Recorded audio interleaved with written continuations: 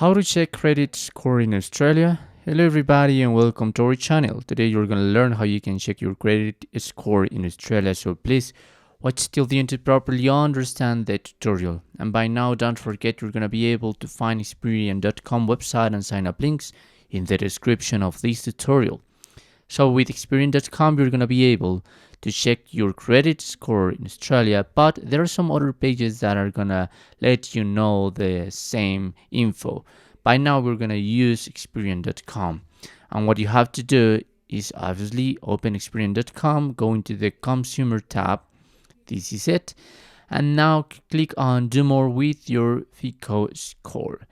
You just have to click on let's get started and continue with the process. So by first you need your last four numbers of your social security and the mobile phone number.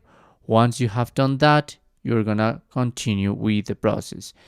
Remember that to complete this process you'll need your mobile phone and your info stays secure. It's only used for verification.